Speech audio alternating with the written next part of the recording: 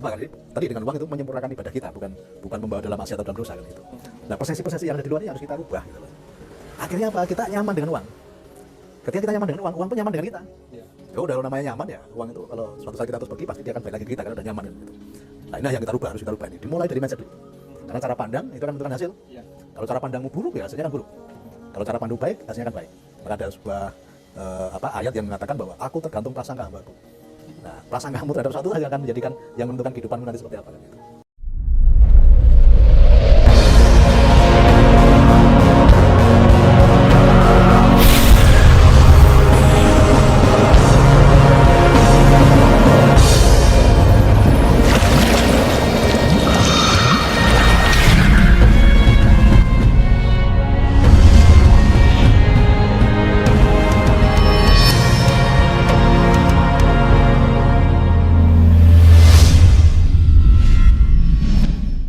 Pak Niko, apa Ya. kabar?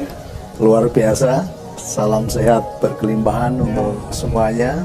Amin. Ciri khas dari Pak Niko selalu optimis begitu, dari salam sehat berkelimpahan. Karena ucapan itu adalah doa, maka kita juga selalu harus optimis terhadap diri kita. Betul begitu ya.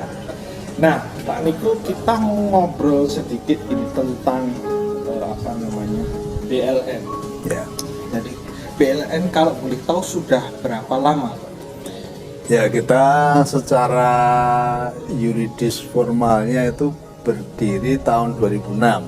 2006. Ya, tetapi kita baru mulai berkoperasi itu tahun 2008. 2008. Ya. Jadi kalau perjalanan kami sekarang ini berarti udah 15 tahun ya. 15 tahun tahun 15 ini ya. tahun ya. Betul. Oke, Masuk tahun yang ke-15. luar biasa. Nah, awal mula Pak Niko menggagas BLN itu karena apa? Ya, dimulai dari saya basic seorang konsultan.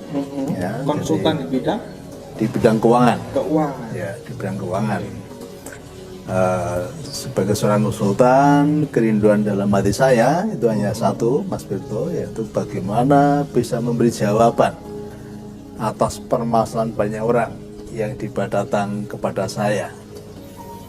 Kemudian dari pengalaman sebagai seorang konsultan, ya, masalah manusia itu kalau dibagi ada 8 sektor. Dari 8 itu kita ambil 2 terbesar. Jadi rata-rata yang orang datang konsultasi dengan saya, nomor 1 permasalahan yang paling besar adalah masalah keuangan. Keuangan. Ya. Kemudian nomor 2 ya, setelah keuangan, nomor 2 adalah masalah asmara atau rumah tangga. Nah, ini yang mendominasi permasalahan banyak orang. Nah, sekarang ini saya baru fokus membenahi permasalahan banyak orang di bidang keuangan. Walaupun nanti imbasnya ya semua, keluarga juga dibenahi, kesehatan juga ada imbasnya. Karena ekonomi itu memang pengaruhnya masuk ke Ya. banyak hal ya.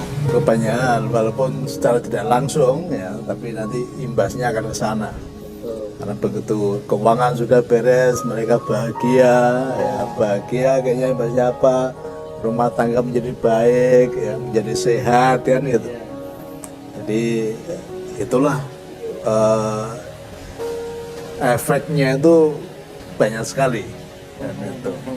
Dan Nah, dari awal Pak Niko merintis koperasi ini, apakah langsung sebesar ini? Oh, Jatuh bangun dan iya, sebagainya? tentunya tidak ya, tentunya berproses. Gagalnya juga sering, tetapi saya selalu memaknai bahwa kegagalan itu bukan lawan dari sukses. Saya selalu memaknai bahwa kegagalan itu teman seperjalanan menuju sukses. Ya, jadi kami sering gagal, tetapi kami tidak berhenti. Ya, kami terus melakukan inovasi, kami belajar dari kegagalan masa lalu kan itu kan. Nah, kegagalan itulah yang membuat kami menjadi sekarang ini. Karena kami tadi ya, selalu menganggap bahwa kegagalan bukan lawan dari sukses. Kegagalan adalah teman seperjalanan menuju sukses. Oke. Ya.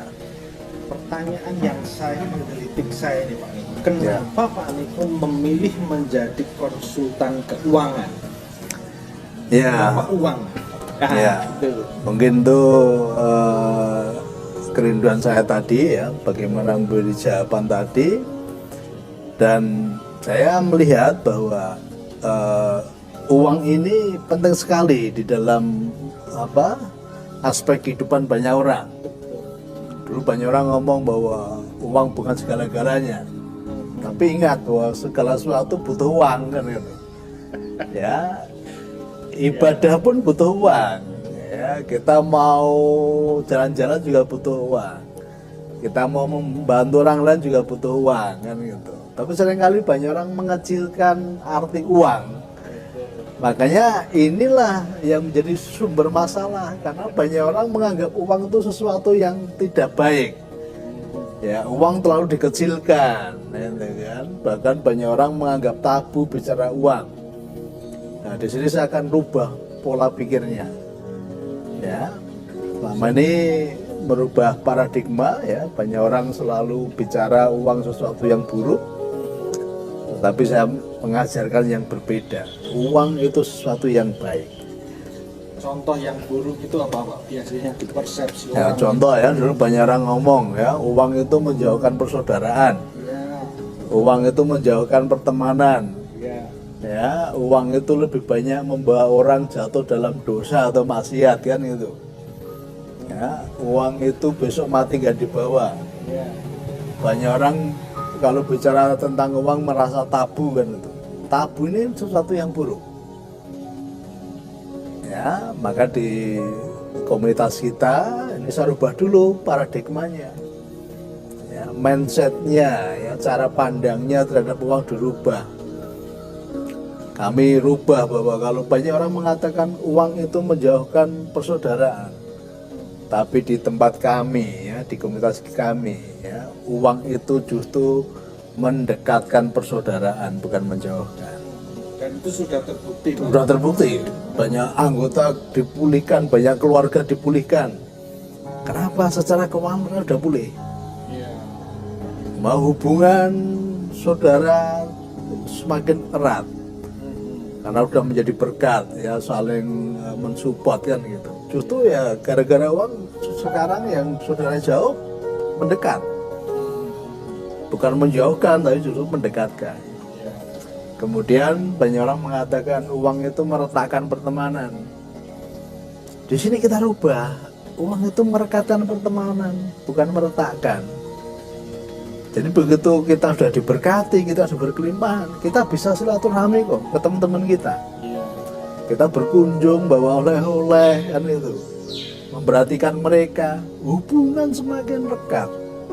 Ketika ada teman minta tolong kita bisa membantu. Nah, ini bukan meretakkan, justru merekatkan kan itu.